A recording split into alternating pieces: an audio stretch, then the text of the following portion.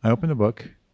I read the whole thing. They Wow. like threw me out of the library, when they were closing up at night because I read the whole thing. And it was like, wow. Today we have Bill Burnett in the studio. Thanks for being here. It's great to be here. Thank you. So a little bit about him. He is an adjunct professor and the executive director of the Life Design Lab at Stanford, right? Yes. Co-author of the New York Times bestseller Designing Your Life. Yep. Managing director of the Life Design Institute of Singapore, which you're going to share a little bit. Yeah, brand new. Brand new, okay. And cool thing about it, he designed some Star Wars toys and also worked for Apple. Yeah. Star Wars was fun. Yeah. Welcome here, and I'm so curious about how your journey actually began, and where was those inflection points along the way to where it is right now. Well, I'll tell you the truth. I won't clean it up. I'll tell you, because I was a pretty confused kid when I was little. But when I was, I grew up in Boston, so on the East Coast of the United States. And when time came to come to college, I was just looking around and I didn't really have any big plans or anything. But honest to God, like the last day, I got an application and I just wrote it by hand and I sent it into Stanford. And I don't know how I got in because I hadn't done any research. I hadn't done anything. But anyway, I got in. And then to me, it was like, well, it's as far away from my parents as I could go because Stanford is on the West Coast. I was growing up on the East Coast. So I just wanted to get away from home, try something new. But I didn't really have a strategy about, like what college or anything. I knew it was a pretty good college. So I arrive and I thought I would be a physics major, right? So if you say you want to be a physics major, they assign you an advisor. And I got Dr. Richard Taylor, who, look him up. He won the Nobel Prize for discovering the quark.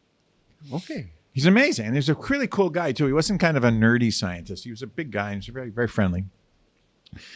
After a couple of quarters of failing out of physics classes, Dr. Taylor and I went for a walk. He said, I don't really think you're going to be a physicist. Do you still really want to be a physicist? I said, the math is getting really hard. And I got to tell you, Dr. Taylor, I noticed there are no girls in my physics classes. He says, yeah, there are no women in physics. Nowadays, there are amazing women. In fact, a woman just won the Nobel Prize in physics.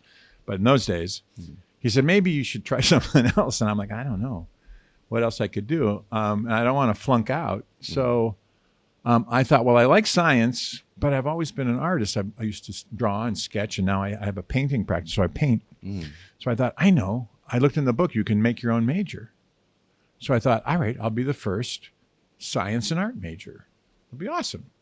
I go up to the engineering office, and there's a wonderful woman there named Kay Bradley, was like the person who kept everybody, happy, and she ran the whole place. And I said, Kay, I'm going to declare my own major. And she said, what is it? I said, it's going to be science and art. And she says, oh, you don't have to do that. It's called design. Just go down the hall and talk to this guy, Bob McKim. And there was a guy at Stanford who, back in the 60s, created this program where he said, well, engineers need to learn some psychology because we're designing for people, right? So you don't want to design inhuman things. You need to know about humans. And form follows function, but one of the functions of the world is to be beautiful. We don't want to design ugly stuff. So he created, and in the 60s, everybody was like space race, math and science. And he's like, no, we're going to teach engineering plus art plus psychology. And I thought, wow, that's great. And so I picked Stanford because it was as far away from my parents as I could get. And it's the only program in the country, in the world at that time, that combined all the things that I liked. So it was great. And I went from being a really bad student to a pretty good student. Because, once you find something that you like, that you care about, I think most of us are more than one thing, right? Yep. I mean, I like math, but I like music and art, and I play guitar and piano, and so all these different things. I didn't want to have to just split my personality and only be half of a person. Anyway, so that turned into the job at Kenner, where we were doing Star Wars toys. And I got to work on the first movie and the second movie, and I got to work on Raiders of the Lost Ark. The flying wing, where they have the Indy's fighting this Nazi guy, and he punches him and he falls into the propeller.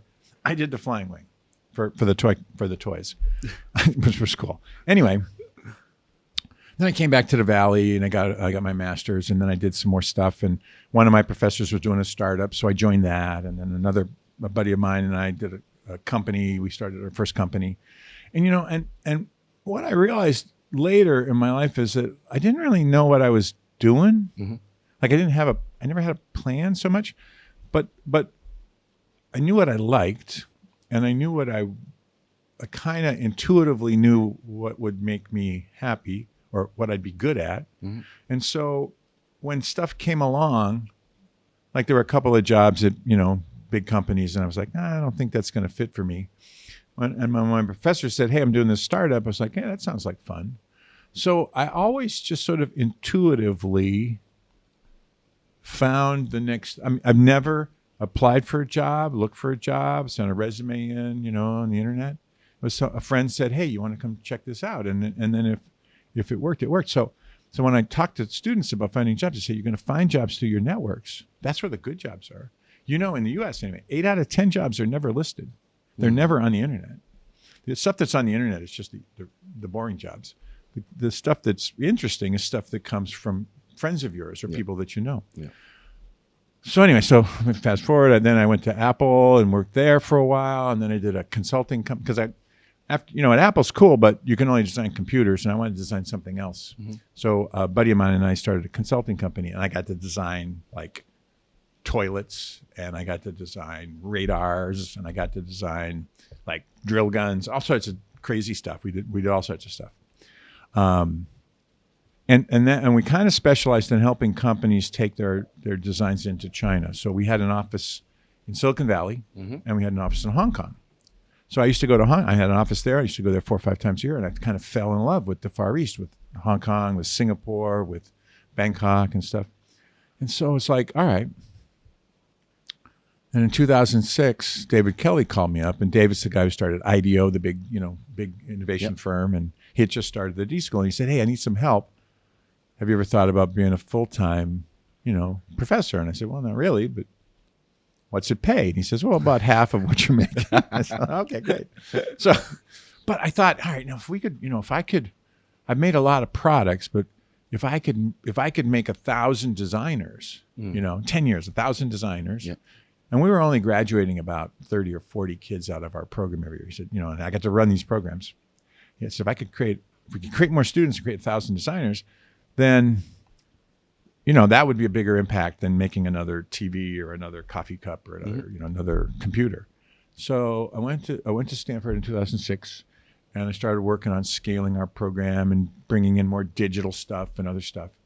And along the way, a buddy of mine named Dave Evans, who co-writes the books with me, said, hey, I've been talking to a lot of students because he was doing some stuff over at Berkeley, and I was doing stuff at Stanford. And he said, are your students confused? And I said, yeah, they are. I said, Stanford students are really smart, mm-hmm. and they don't know anything, right? They don't know anything about life or jobs or anything. Yeah.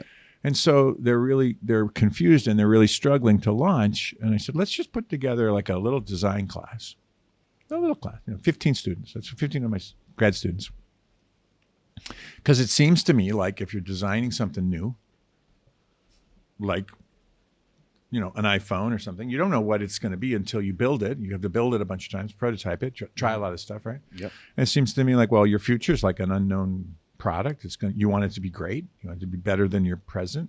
So you have to design it. So we started taking all the rules that we teach designers for designing new products and turning them into ways of designing the next step in your life.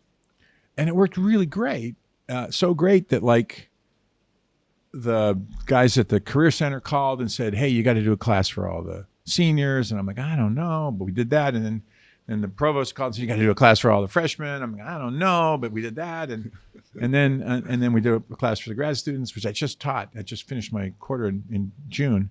And MBAs from Stanford grad school, business school and stuff, and it just turned into this really cool thing. And then I realized, oh, wait a minute, what I did is I just put words and some ideas around stuff I've been doing all the time, just subconsciously, yep. sometimes you know what you know if you can listen to yourself, not what your mom wants, your dad. My dad wanted me to be just a straight up engineer, you know, and everybody wanted me to be something different. But I kind of figured out that this was probably the better thing.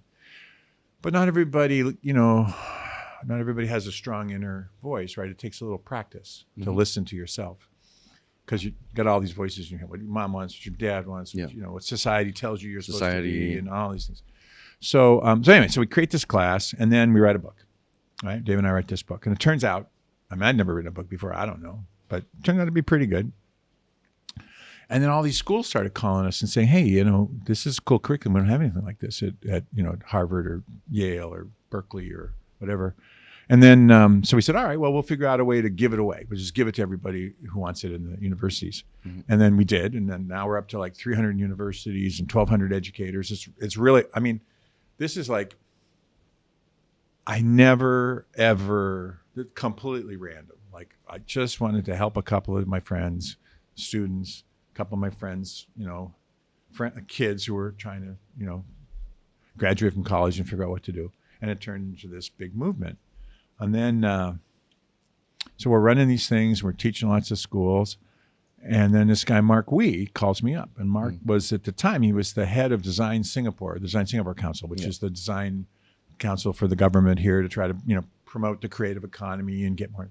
And Mark's a great guy. And he said, hey, listen, I hear you do these studios. Could you train a bunch of people in Singapore? I said, sure. And we did.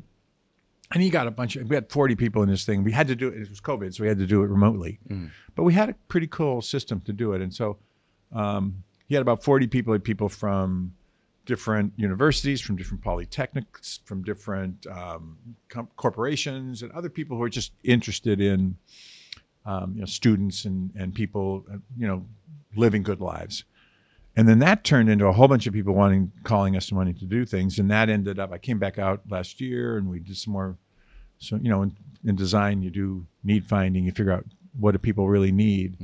And it seemed to me that lots of people in Singapore wanted some help with the same problem. Like, what am I going to be when I grow up? Or how do I figure out what my next job should be? Or, like, I watched one of your TikToks, it's like 2 out of 15 people are engaged. And so 13 out of 15 people don't like their job or get up on Monday morning and go, oh God, I got to go to work again.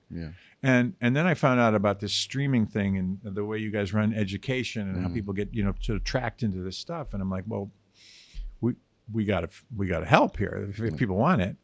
So, and at the time, Mark was just leaving the government. And I said, hey, why don't we put this together?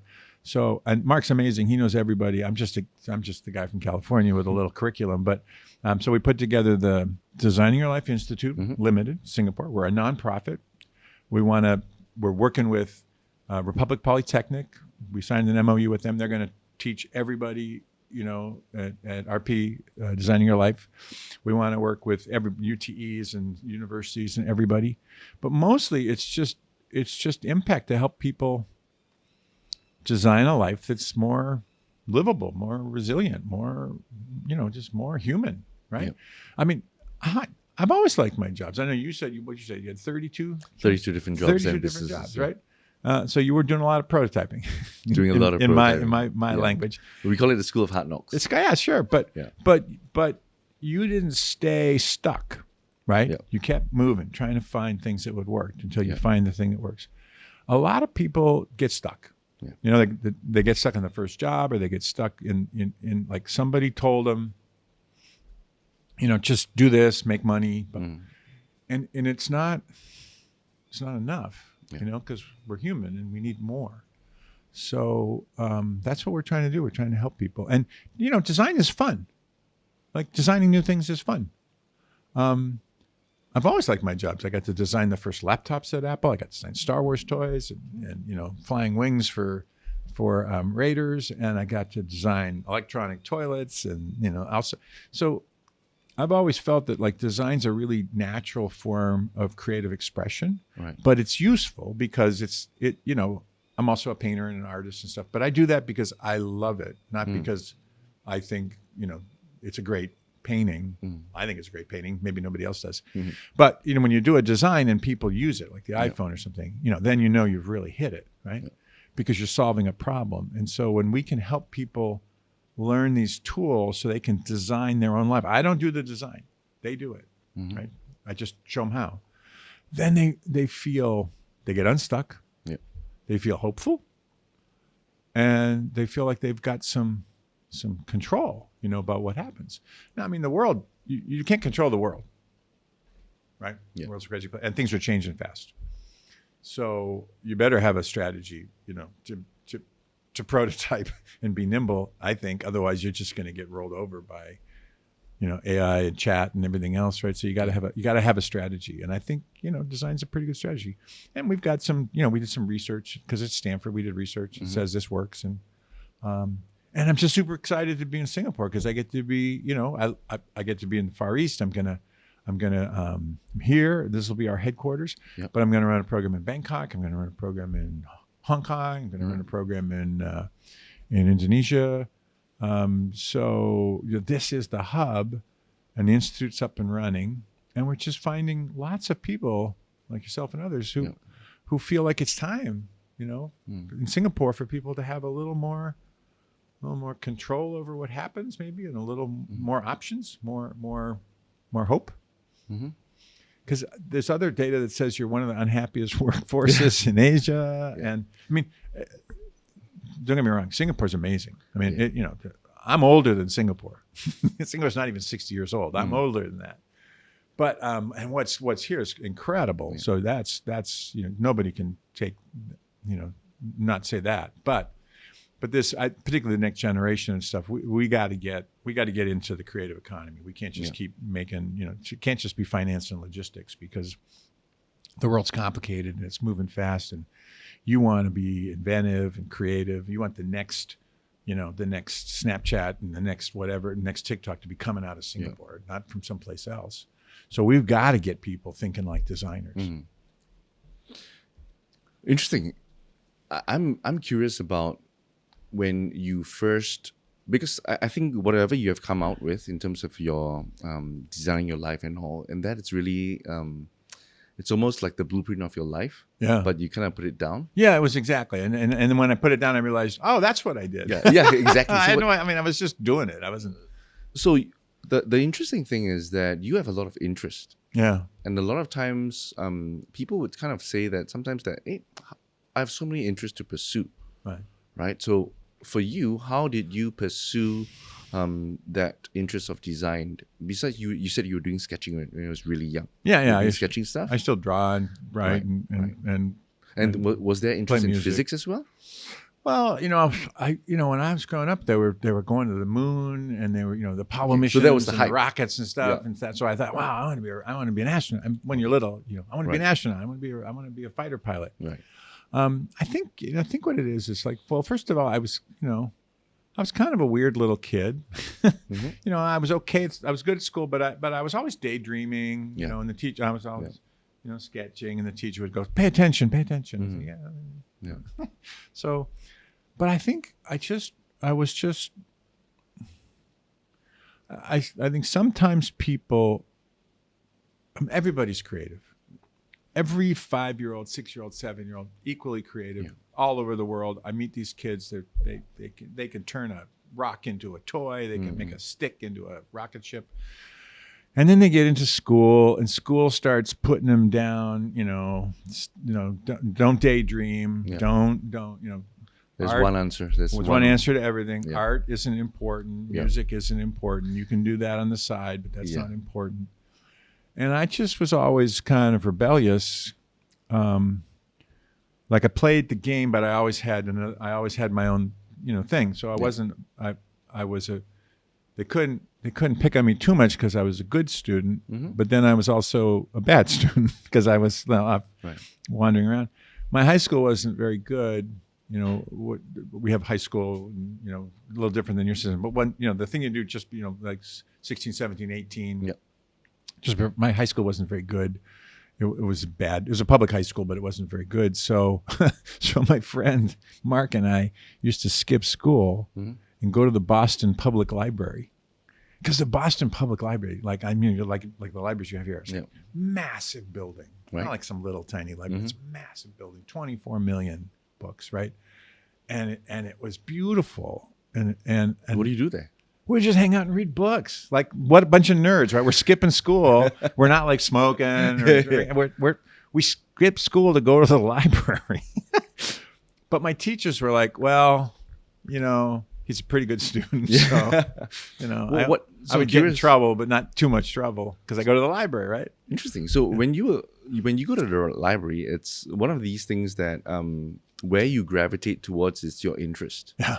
And the funny thing about interest, my thinking about interest is that you don't know where it comes from. No idea. It's almost scattered around the Right. world, and you have some interest and you don't know where it comes from. It could be from nature, it could be nurture.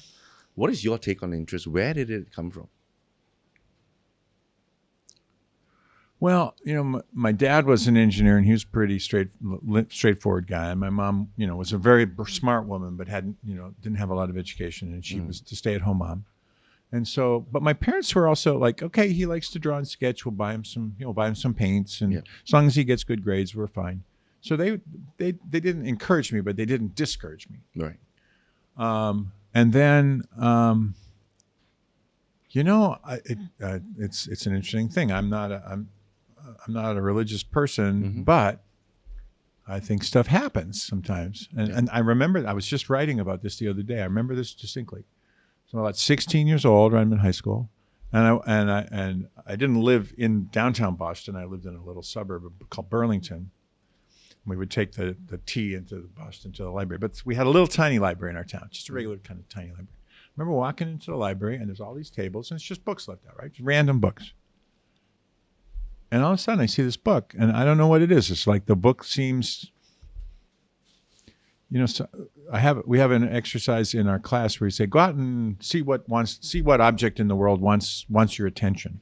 Well, I walked over to this book, and I'd never read any philosophy or anything. I was in the chess club. I mean, it's kind of a nerd, right? And here's this book, and it's called The Way of Zen by Alan Watts. And Alan Watts was a famous author. I didn't know at the time, but I found out later, famous author who kind of brought Eastern ideas to the West. And he had a radio show in California, right? He was out of Berkeley. Anyway, he was a famous writer. So I see this book, and The Way of Zen. I wonder what's Zen. What is that? I opened the book.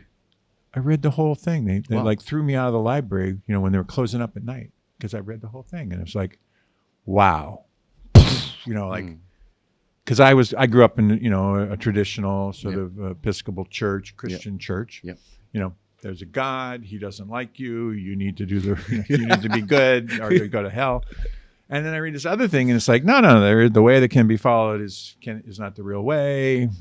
Life is an illusion. Suffering is the cause of, illusion causes suffering. I'm like, whoa. And that was the first dip in psychology? First dip into any kind of philosophy. Or Eastern philosophy. Yep. And then I was like, oh, wait a minute, there must be more. And then I started reading. I started reading Nietzsche and Camus and Sartre and all these people. Wow. And by the time I got to college, I was taking more philosophy classes than I was taking engineering classes, because I realized that the reason I like physics is physics asks the big question, like, why is there anything? What is matter? What is I like art because art asks the other big question: what is beautiful?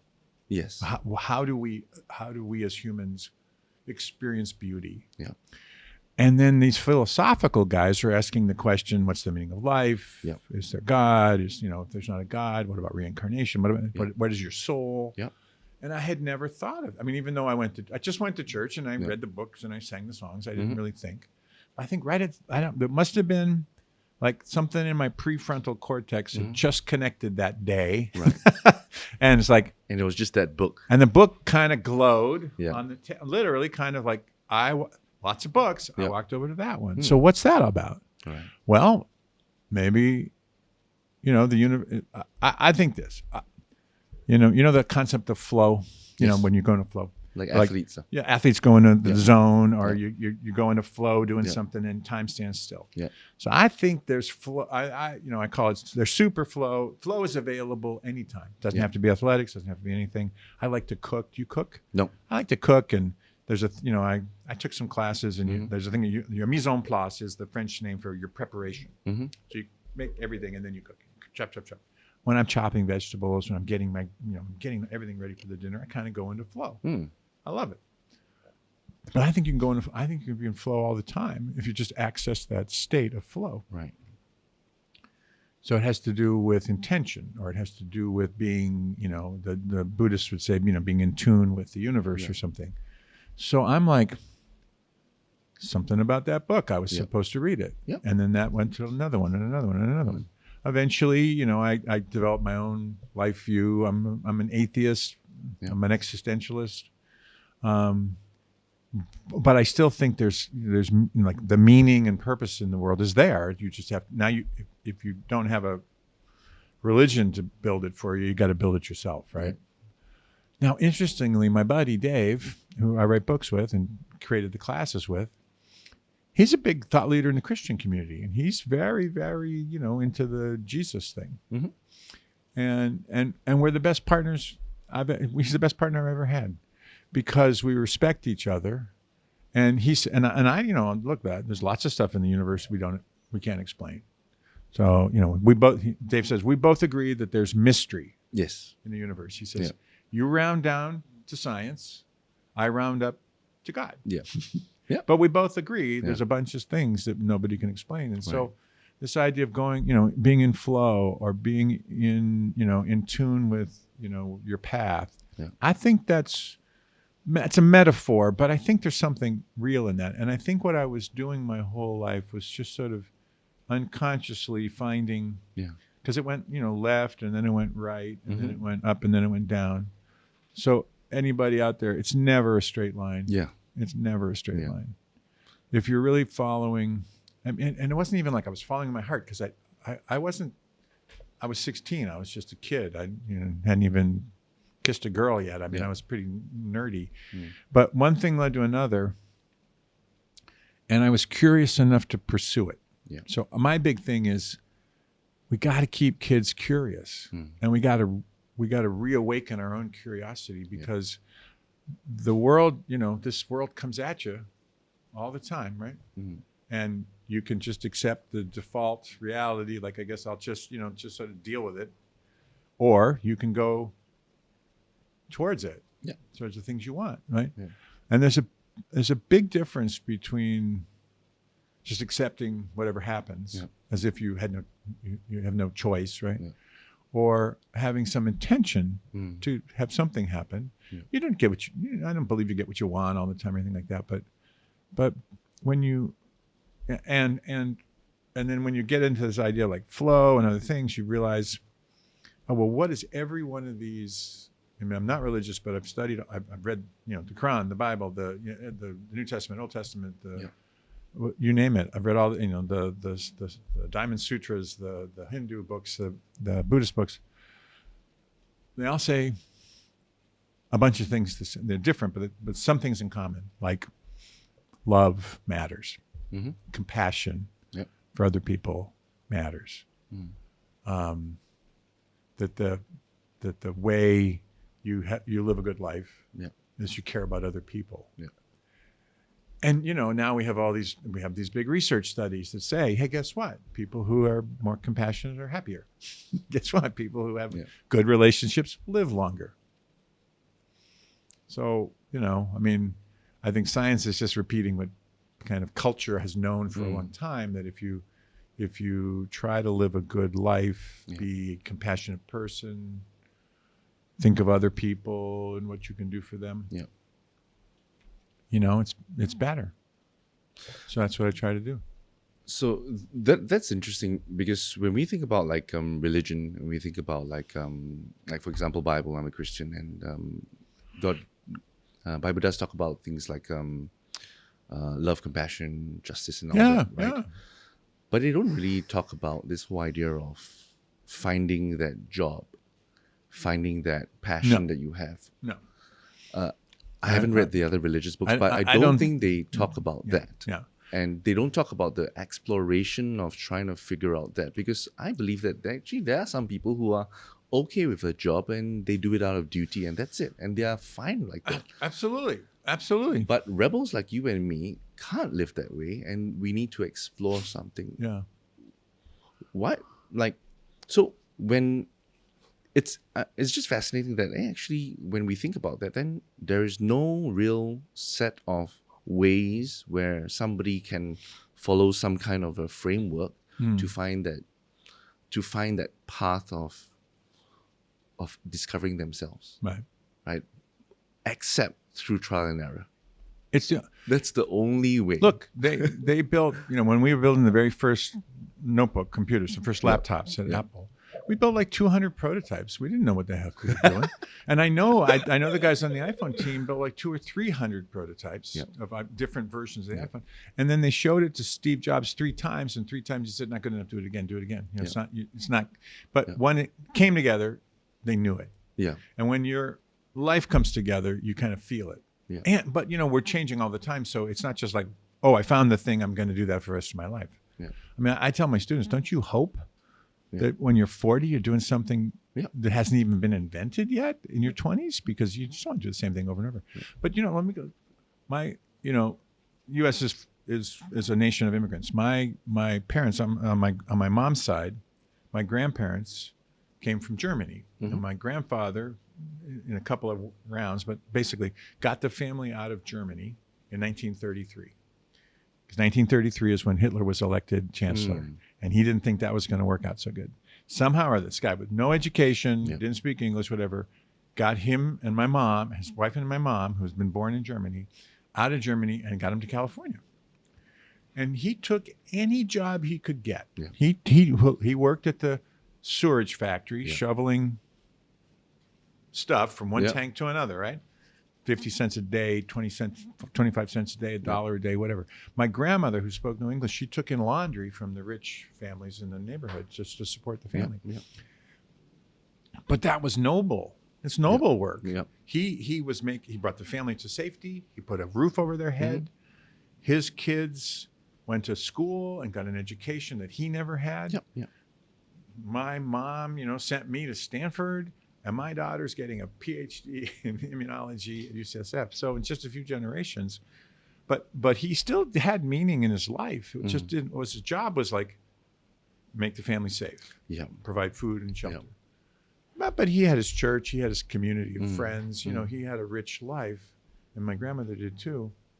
But I mean, I can't even imagine like pulling myself out of a country and going to another country and not speaking the language and making it successful. So I have a lot of respect for people. Jobs can be noble if it can't just be I'm making money. I'm making money for a good reason, right? But nowadays, we do have safety and security. We're pretty high up in Maslow's hierarchy. Exactly. And so, something about the job that maybe expresses my creativity or expresses my ability to make things or design things. Yeah. I think everybody's looking for that. Or if they can't, all right, fine. If your job's just for money, then what do you do on this? What do you do for love? Right. What do you do to express yourself? Right. One of our big projects in the Designing Your Life class is you don't come up with one life, you come up with 3 completely different lives. What would you do if you did this, this, or this? 3 completely different lives. And in every one of those, when people are brainstorming, they'll say, "Gee, I wish I had a little more creativity or a little more like I wish I could, put a little more of myself in this life." Right. And you can. You don't have to become a designer to design your life. You just have to learn the tools. But working, as Nietzsche said, I can deal with almost any how if I know my why. So I can take any job, doesn't matter how the job is. If I'm doing it for a good reason, that job is noble. Yeah. If I'm just doing it for money or because I'm trying to please my mom or my dad or my wife or my whatever, my boss, then eventually you become one of those disengaged workers because there's no purpose to it. Yeah. So that's what you and I are both trying to figure out is how to help people get unstuck. You don't need to be stuck. Yeah. If the job doesn't work, you can reframe it. If that doesn't work, you can change it. Yeah. And it's not like everybody's going to have some kind of super cool job. We're all going to be dive instructors in Bali or something. That's not it. Most of the people who do our workshops, they don't change their job. They just change their mind. They change their mindset. That's the big thing. If you want to change your reality, change your mind. Right. And change how you think about things, because you can, I mean, if you have a bad job, it's a bad job. Yeah. If you got a toxic boss, get the hell out of there. You don't deserve to be treated that way. But almost everybody can turn something, that they've got into something better if they just think about it differently. Right? And we were all creative, except school beat it out of us. Yeah. My schools were terrible. They didn't want me to be creative. They wanted me to shut up, sit down, do the test, get the right answer. I could do that, but I was like, well, what about, I want to draw that tree, or I want to go climb that tree. Right. And there was no, no, shut up and, just, I get sent to the principal's office all the time. What do you think about this idea? Because when I'm sharing about this whole idea of finding your passion, and I define passion to 3 different things: interest, things that you can talk about for hours and hours. We don't know where the fire comes from, but we just know that we can fan it. Right. So that's for me. Interest is one thing. Strengths is the things that you do naturally. So, for example, some people are numbers people, some people are non-numbers people. Lots of research says play to your strengths. Play to strengths. And then the last one is values. Things that jobs that let you live out your values. Yeah. Right. So I have the value of adventure. Somebody else will have a value for stability. We will choose very different jobs. Sure. Right. Yeah. Some people have commented on TikTok and all that. This is very much a first world problem, where we're trying to find that perfect job that really satisfies that highest rate, that self-actualization, Maslow's. What do you think of that? Do you think it's just a first world thing, or do you think this is for everyone? Well, we were just talking about jobs. Yeah, we're talking about jobs. I mean, there are places in the world where there aren't any jobs. There's just you're a farmer, you're a whatever, and you just do what you do. Yeah. I mean, they're not in an industrialized economy. Yeah. But two things. Look, even in the most horrible situations you can think of, and I had a student who, for a summer, went to Jordan to work in the refugee camps on the border of Syria. Right, because there's a massive war there, and there's a couple of million people living in tents in the desert in the most horrible situation. And even in that situation, women are making jewelry, and they're decorating themselves and their family, and they're decorating their tents. So even when the human condition is really, really severe, we're still human, so we still express ourselves. With beauty or craft or something. So that tells me that spirit never dies, no matter how bad the situation. Now, is it a first world problem? Well, I got a job, I don't like it, I want a better job. I just, over the weekend, I just flew down to Vietnam, and I wanted to go to Vietnam, check it out. I hadn't been there in 20 years. It's amazing. It's so built up. It's like, I was in Ho Chi Minh City. It's like, I was there. It's like Shenzhen. It's like crazy. Saturday to Monday. Oh, I was there like Friday, Saturday, Sunday. Ah, okay. I didn't know. So there's lots of people who are really working hard to just have enough money to be okay. Yeah. But even they have a community or a church or something that's meaningful to them. So I think you want to keep the two things really clear. What do I do for money? And what do I do for expression, community, love, whatever. It's a pretty modern idea that those will be the same thing, that the job will be both things. Yeah.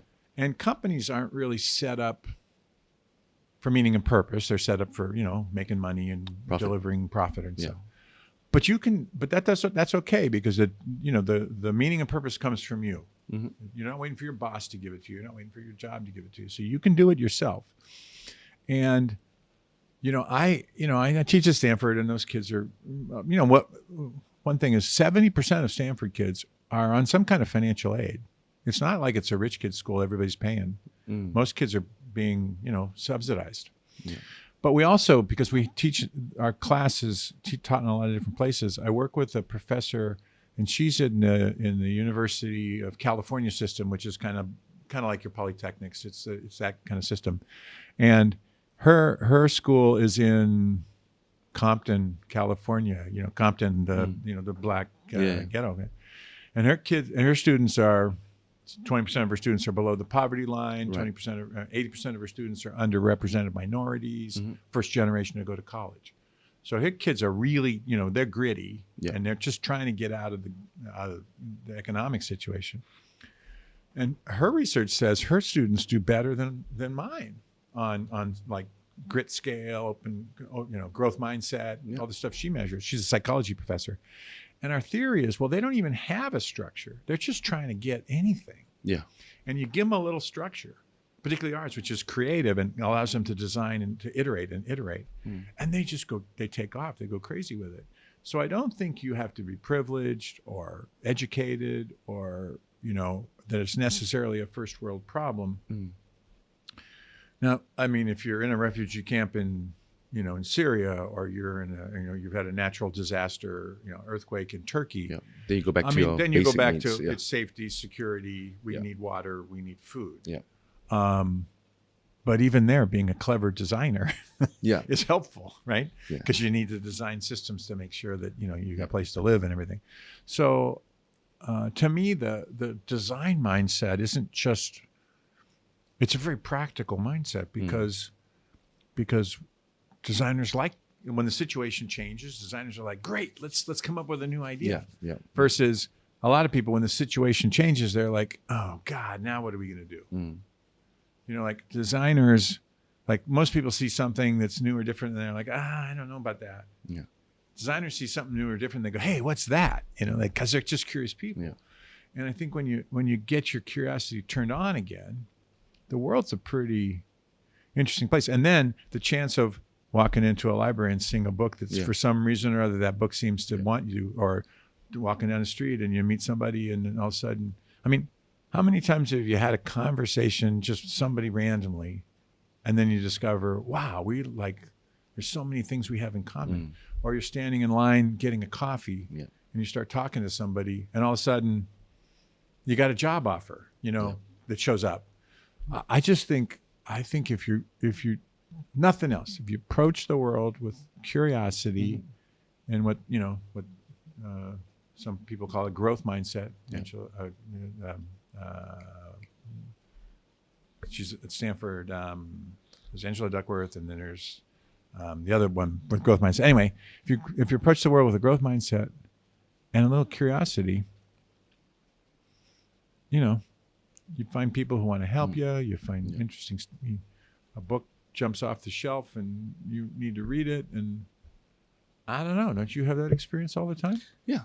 So when I think about this idea of first world or not, I do feel that even in the most difficult situations, as let's say all of us are farmers, we go back to many years, you would see something that I don't see, based on just how you're wired. Yeah. And you would see something that is curious to you. Yeah. But hell boring to me. Right. And I'll see something that's curious for me, but hell boring to you. And so then the expression comes up. And as a farmer, you might say, hey, we got this thing. I got this plow behind the horse, but I kind of bent it a little different. Exactly. And now it's working better. And I'm like, whoa, that's awesome. Yeah. And then I'm like, I found this way to not have a horse. It's called a steam engine. You want to try that? But no, so the expression can be anywhere. And because human diversity it's so kaleidoscopic that what you're saying is that as long as you get in tune and fire up that curiosity, it guides you to where you should go. And for whatever that reason would be, life would be better for not only yourself because you're living out that expression, but also to the people around because you make it better. Right. But here's one other thing. This is a really interesting piece of data from a psychology experiment. Some psychologists are trying to figure out, some people say, hey, I don't know, I'm really lucky and good stuff happens to me. And other people are like, no, nothing ever happens to me. So they wanted to figure it out. So they had people fill out a form. Are you lucky? 0, 1, 2, 3. No, I'm not lucky. Nothing ever. 8, 9, 10. I'm really lucky. I don't know. Good stuff happens to me. Yeah. Right. So that was the thing. And then they had them read a newspaper. And you know that like in a psych experiment, there's always a trick, right? So they had them read the newspaper, and the goal was count the number of headlines or count the number of photographs in this newspaper. So let's say it was like a Straits Times, it's 20 pages, and they count them.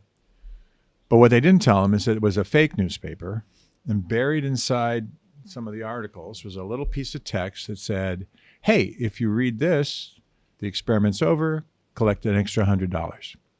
Right? They were getting paid $100 for the experiment. So what happened? The people who said, I'm not lucky, they did the job. They got the right answer, 34 or whatever it was. And they said, thank you very much. Here's your $100. The people who said they were very lucky, 8, 9, or 10, 80% of the time found the little extra piece of text and went, hey, I'm done. Awesome. I got $200. Yeah. And what they concluded is some people are just like tunnel vision. Yeah. Just get the job done. Yeah. And they go through life that way. And other people are the kind of people who go, at Starbucks, hey, that's kind of, I like your jacket. Where'd you get that? Yeah. Yeah. They get the job done too. They got the right answer, 36. But their peripheral vision's open. They're open to the possibility that something will show up. Yeah. And so it's not that they're lucky or not lucky. It's just that they're not shut down. So when I talk about curiosity, it's that way. It's like, I don't know where the next good idea is going to come from. I didn't know Dave Evans, my buddy, was going to come over and say, hey, do you want to do a class for students in 2007? Yeah. I didn't know that the provost was going to go. This one of your students is an aide in the provost's office. She says it's the best class she's ever taken at Stanford. Right. Come talk to me. It's like none of this stuff was planned. Yeah. But we were open. We set up the possibility, and we were open to see what would happen. Could it just been that nobody liked the class, and then we stopped it and we did something else? I mean, design's inherently a sort of optimistic worldview. Like you're always trying to make the next design better. Yeah. I've worked on a couple of things that didn't come out very good.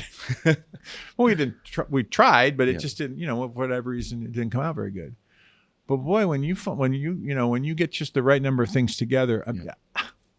Go back and look at the original iPhone. It's about this big. It's like a little bar of soap. It could barely do anything, except it could do everything together. And there was something magic about that. And now, it's off the charts what you can do. But I have the original iPhone because I got one at the store. I got one at the store that Steve Jobs used to go to in Palo Alto, and it was pretty cool, but now when you look at it, you go, it's not even a big deal. So I think that the experiment of like what makes people lucky is just that they are open. Yeah. And then there's if you have a spiritual tradition, you believe, well, maybe God has a plan and I just need to see it. Yeah. Right. Or if you're Buddhist, it's like, well, I don't want to fall into the illusion of the world. I want to see the true path. Or if you're like me, it's like, well, I don't know if any of that's true, but I do have the experience of flow and other things that, seem to move me towards stuff that's more productive or certainly more connected with people. So Harvard has been running the longitudinal study of adult, happiness and development. Started with a class of Harvard, 1936 or something, and they studied and all those guys are dead now. They're studying their families and their kids and stuff. Robert Waldinger has a big TED Talk on this. It's one of the top TED Talks now, and it's like, what predicts longevity and what predicts you saying my life is meaningful? Turns out, all the things they correlated, it's relationships, it's love. Yeah. When people have strong relationships and strong communities and people that they love and people that they do things for that aren't themselves, particularly the compassion idea, right? In all the traditions, they live longer, they're healthier, and they report their lives as pretty good. And then the people who, for whatever reason, maybe because childhood or parents or school or something, just got on such a narrow path that they lost connection, to themselves and to others. those are the people we got to help. The number one thing in older community in the U.S. is loneliness. When people get older, they withdraw and they don't have as many friends. And now because families don't live together, the parents they're not connected with their kids and stuff. And so we got to figure out, in Singapore, you're going to be a super aging society by 2026, I'm told, where the ratio of young to old flips. So we got to do something for people to make sure they stay connected, they stay engaged. Look at all these smart older people. They know tons of stuff. It's not just the Gen Zs and millennials. So like these people have been around. The people who are 60 on this island built this place. They were one, in 1963 or 65. So there's a lot of history and knowledge and just texture to that. So we gotta find. My last slide in the whole designing your life thing is like, let's just all be more human, because this is based on what we used to call human-centered design.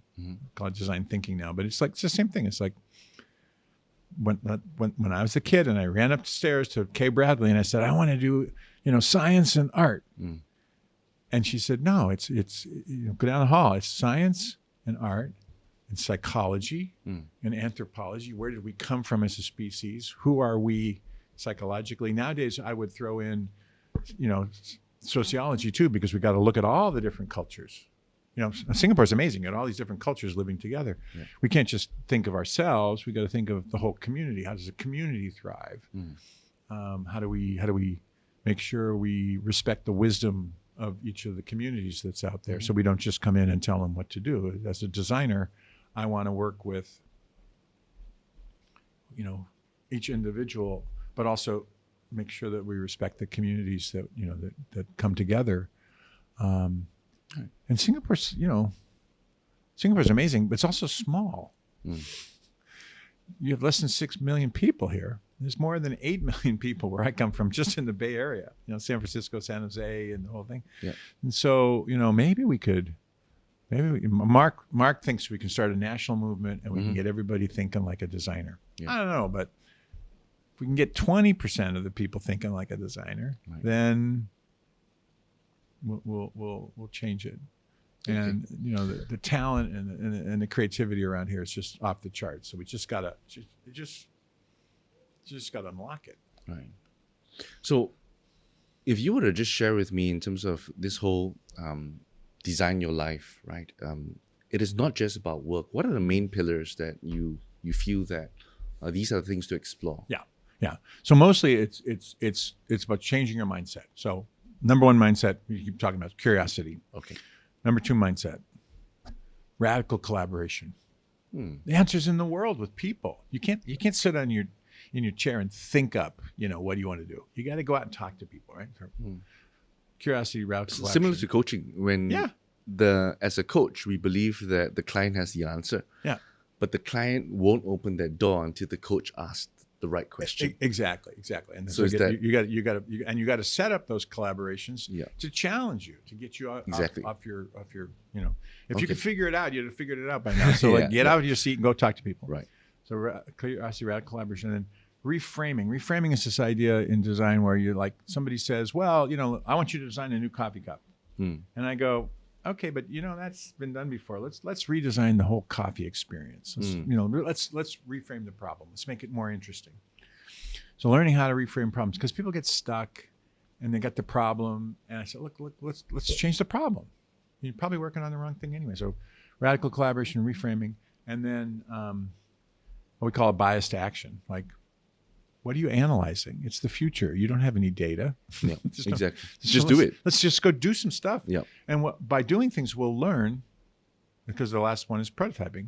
By taking action and trying something, talking to somebody, doing a little tiny, engagement. As a woman I was working with, and she had done one of these Odyssey plans, and one of her things was she maybe wanted to go back to school, get a degree. She wanted to help kids, so she was going to get a degree in early childhood education. When she was in her late 40s, she thought, I don't know, going back to school, the students will probably be uncomfortable with me, and I'm not sure. I'm too old. Yeah. And I said, listen, here's the deal, Ann. Her name was Ann. I said, this is what I do. You go down to the Stanford bookstore. This is by the way, this will be viral. Everybody can do this. Go down to Stanford bookstore. You get the red T-shirt, the cardinal red T-shirt with the big block letters, white Stanford. Okay, put that on. You can go into any class on the campus. Nobody will know. So I sent her to a big lecture class, and I sent her to a smaller class.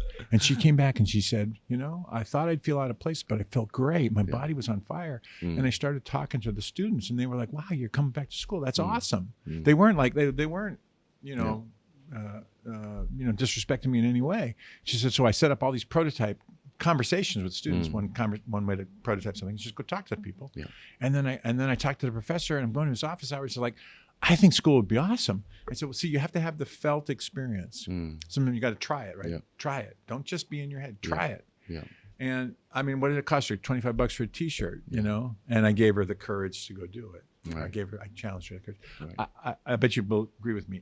99% of my time when I'm coaching or in office hours, all I'm doing is giving permission. Yeah. They know what they want to try. Yeah. They just don't know if they should try it. I go, you should try that. Go for it. And then like the somehow overflow of confidence. Yeah, somehow I can give them a little confidence that they didn't have themselves, and I just give permission. Yeah. And they come back every single time. They say, wow, it was amazing. I thought nobody would talk to me, but I had this, I set this thing up, 30 minutes. I'll buy you the cup of coffee. Just want to chat with you. And we ended up talking for an hour, and they gave me 2 other people to talk to, and I'm on this path now. And it's like, I think the world is mostly a positive place, and most people will talk to you. Yeah. There's a science fiction writer, William Gibson, and he said, the future's already here. It's just unevenly distributed. Right? So, like, if I wanted to learn about podcasting, and I'd never done it before, and I talked to you, well, you've been doing it for a long time, so that's like time travel. I'm traveling into the future, my future, to a guy who's already been doing it for like 5 years. Wow, that's amazing. Like, and there's someone on the planet somewhere that's already doing what you want to do. Yeah. You just need to meet him, talk to them, buy him a cup of coffee. And it's time travel. Literally, you are experiencing what it would be like to be you in the future if you meet these people. And there's this thing we call narrative resonance. You tell your story, and if something rings in me, like I start to feel excited, then maybe your story maybe there's something in your path that might be my path, right? Yeah. And sometimes I talk to people and it's interesting, but I'm like, no, that was good for you, but it's not good for me. So it's like if you have 2 tuning forks and you hit one and the other one starts ringing, it resonates. You'll know if the story resonates. Now, a lot of people, when we first start talking to them, I say, how do you feel? And they go, I don't feel anything. Yeah. And you run into this a lot. People are numb. So they've been working so hard, or they're so burned out that they're just numb. The funny thing about that is that I just had a conversation about that, and what we might see as indifference and nonchalantness, they might see as, I'm just Zen. Yeah. And I don't know what to make out of it, whether or not that's really Zen and very stoic, or is it just that they're just, I don't want to fight for anything. Yeah, and it's hard to know. Yeah, because they don't know exactly. So they can hide. Sometimes that Zen thing is really just it's not just disengagement. It's like I'm just not playing anymore. Exactly. I'm off the field. Yeah, yeah. And so a lot of times when I ask my students, "How do you feel?" they'll tell me a bunch of stuff, and then I'll say, "None of those were feelings." Tell me how you feel, and they go, "I don't really know. I haven't, I haven't checked in with myself in so long. I don't know. I just keep working." And I'm like, okay, well, the first thing we got to do is, get past numb. Yeah. To because everybody feels something. Yeah. If it's truly, I have meditated and found a peaceful place. That's one thing. It's just. That's great, but rare. That's great. That's awesome. But most of the time, it's just, I'm so burned out, I don't even know what I think anymore. Yeah. So they do need just a little bit of work on just getting back in touch with their feelings. Yeah. So it's almost the idea where the duty for so many different parties in your life just take over whatever you wanted in the first place. Yeah. Yeah, and then then it's all these voices in your head telling you what you should do and the duty you want to be a good son, you want to be a good father, you want to be a good, worker, you want to be a good citizen, and that's great. But if you burn yourself out, you're not going to be any good at any of those things. So it's not being selfish. It's just being aware of yourself. Because if you actually are so numb that stuff comes at you, and it's just like, just the deflector shields are at 100%, and I'm just deflecting everything, then you'll miss it when your kid needs a hug, or you'll miss it when your wife wants, needs attention, or when something important is happening at work and you didn't know that the employee was, struggling. But it's hard because everybody's so busy, we're all so stressed out. But I would when I talk to corporations, I say, look, here's the deal. You're not getting 100% out of people because they're disengaged. And if you want to get more out of them, you can't just keep whipping the horse harder. People want to have a life with a good job in it. And if you just want to talk about the job and how to optimize me for your performance, I'll give you 50%, because that's much as I got. But if you want to talk about how I could have, how my life and my job work together, and how we can, then when my students do startups, they work 100 hours a week. They'll work. Everybody says, no, the Gen Zs won't work hard. They'll work their asses off. If they believe in the job. Exactly. And it doesn't have to be their startup.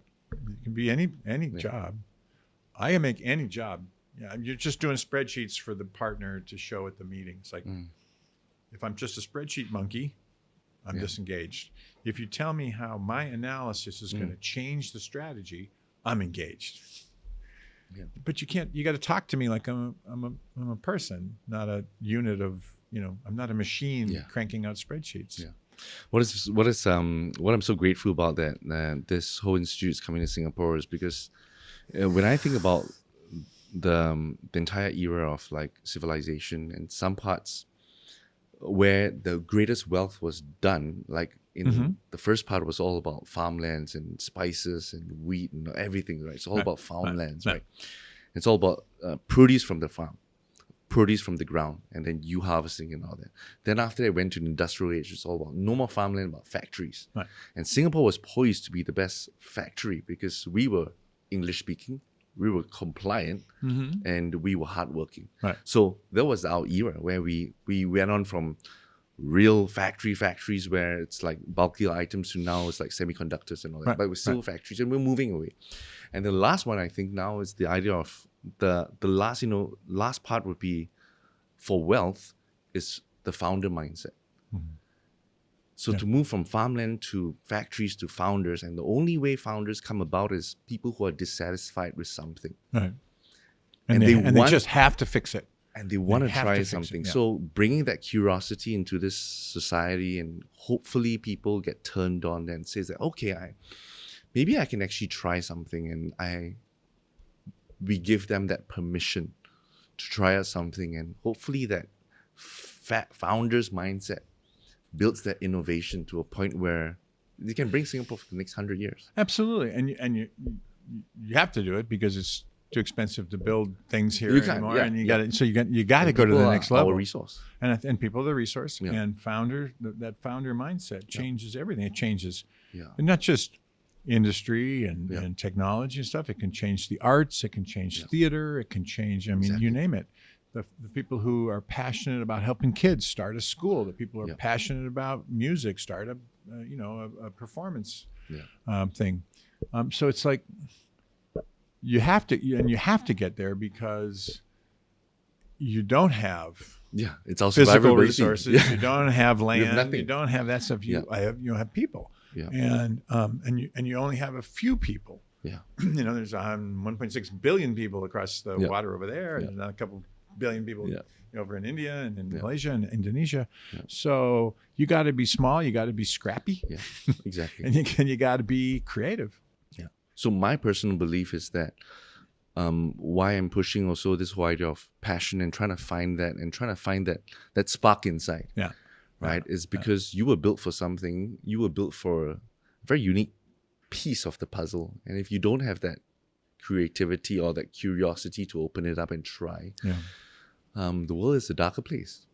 Well, and we need the founders, the entrepreneurs, we need the creators, because as technology accelerates and stuff, a lot of the simple jobs will just get automated. So a lot of things are just transactional things. A lot of my students think that way. That we're in Silicon Valley, so it's easy to think like a founder or something. But the ones who are successful, like you said, are the ones who are they're often my most difficult students. Because they don't want to do my assignment, they want to do something else. They want to do something else. But they're the ones who can't not. I have a thing about entrepreneurs. If you just think you want to be an entrepreneur, that's fine, but you probably won't succeed. But the ones, because it's hard. I've done it a couple times. It's really hard. Like the best day of my life is, in a company where we've had products, it's a success. And the worst day of my life was, in another startup where I just had to tell everybody we're going home because we don't have any money and it's all over. So it's hard. It's not an easy life. Not everybody ends up Mark Zuckerberg or, Elon Musk, right? But the people who can't not do it, they see the need. And they go, nobody's doing this. You have to. I have to do it. And it's not even that they're trying to make a lot of money. They're just trying to solve a problem.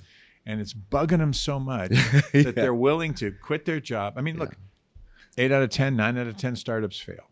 So it's not a good bet. It's a bad bet. It's not a good bet. But I never met an entrepreneur who didn't think he was in the one.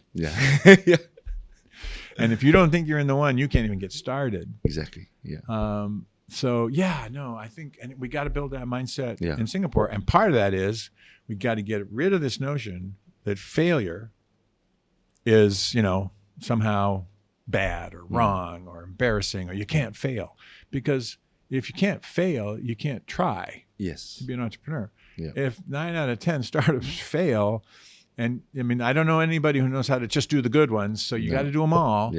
And there's an attitude, that I run into people here that are really kind of a fear of failure.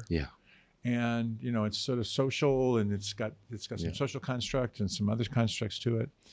And we got to work on that, right? We got to give people the courage to try stuff, because it's going to fail. I mean, most entrepreneurs aren't successful till their second or third company anyway. Many, right? For me, it's many. Right. So the